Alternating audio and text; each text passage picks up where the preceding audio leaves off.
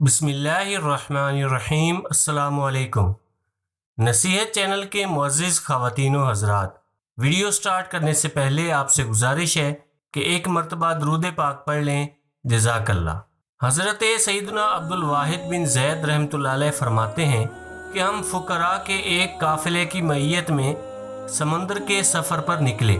تیز ہوا چلی اور ہمیں سمندر کے ایک جزیرے کی طرف بہا کر لے گئی۔ ہم نے وہاں ایک شخص کو بت پرستی کرتے ہوئے دیکھا۔ ہم نے اس سے پوچھا، تم کس کی عبادت کر رہے ہو؟ اس نے اپنی انگلی سے ایک بت کی طرف اشارہ کیا۔ ہم نے کہا، یہ بت اس لائق نہیں کہ اس کی عبادت کی جائے۔ تو وہ کہنے لگا، پھر تم لوگ کس کی عبادت کرتے ہو؟ ہم نے جواب دیا، ہم تو اللہ کی عبادت کرتے ہیں۔ اس نے پوچھا، اللہ کون ہے؟ ہم نے کہا، جس کا عرش آسمان پر ہے، جس کی سلطنت زمین پر ہے، جو سمندر کو راستہ بنا دیتا، زندوں اور مردوں میں اسی کا فیصلہ نافذ ہوتا ہے۔ اس نے پھر پوچھا، تمہیں یہ سب کیسے معلوم ہوا؟ ہم نے کہا، اس نے ہماری طرف اپنا ایک رسول بھیجا جس نے ہمیں یہ سب کچھ بتایا۔ اس نے پھر پوچھا، رسول نے کیا کیا؟ ہم نے جواب دیا، جب اس نے بادشاہ حقیقی کا پیغام مکمل طور پر پہنچا دیا تو اس نے اپنے رسول کو اپنے پاس واپس بلا لیا۔ اس نے پھر پوچھا، کیا اس رسول نے تمہارے پاس اللہ تعالیٰ کی کوئی نشانی بھی چھوڑی ہے؟ ہم نے کہا، کیوں نہیں، ہمارے پاس اللہ کی کتاب ہے۔ اس نے کہا، تو پھر مجھے دکھاؤ، کیونکہ بادشاہوں کی کتابیں بہت اچھی ہوتی ہیں۔ ہم قرآن پاک لائے تو اس نے کہا، میں پڑھنا نہیں جانتا۔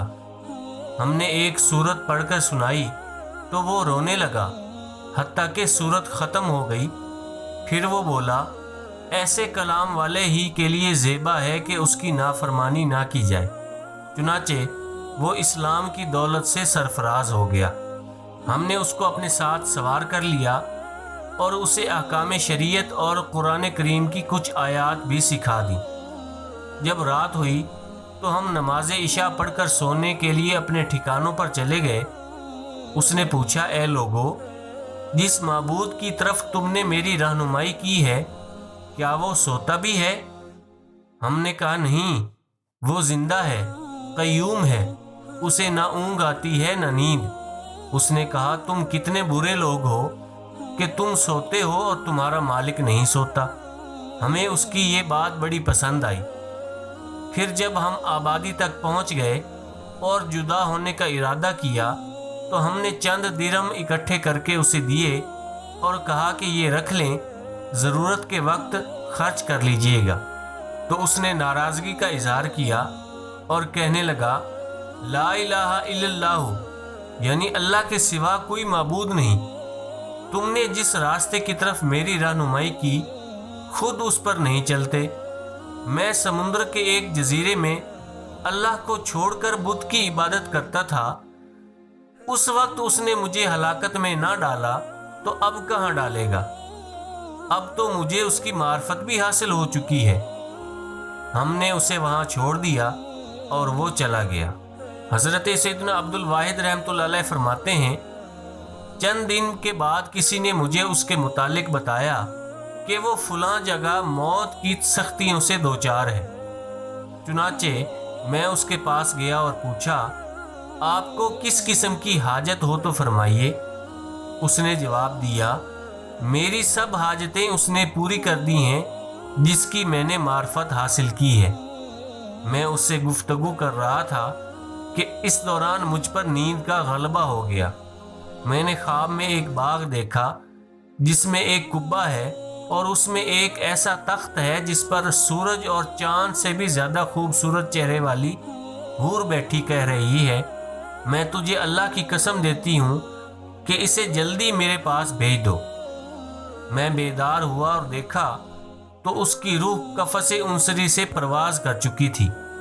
میں نے اس کو کفن دے کر قبر میں دفن کر دیا، اور جب میں سویا تو خواب میں اسی کبہ کو دیکھا جس کو پہلے دیکھا تھا۔ وہ نو مسلم بھی اسی کبہ میں تھا۔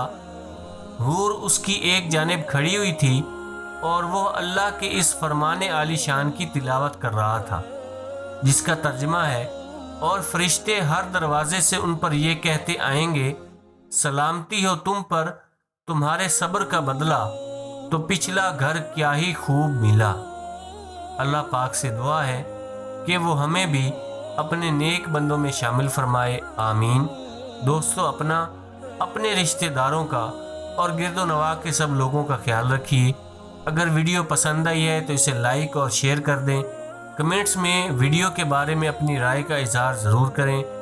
اگر آپ نے ابھی تک ہمارے چینل نصیحت کو سبسکرائب نہیں کیا تو سبسکرائب کر لیں۔ جزاک اللہ۔